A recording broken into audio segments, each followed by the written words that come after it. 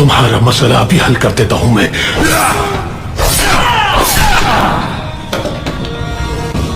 जिसने भी जुबान खोली उसका यही हशर होगा। जैसा कहा जाए तुम लोगों से बस वैसा ही करो, खामोशी से।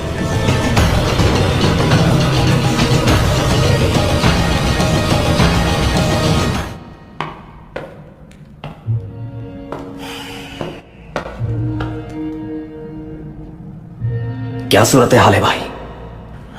जितना बेबस खुद को आज महसूस किया, इतना कभी नहीं किया जिंदगी में। उसने मेरे सामने 3 सरदारों को मार डाला और कुछ न कर सका मैं।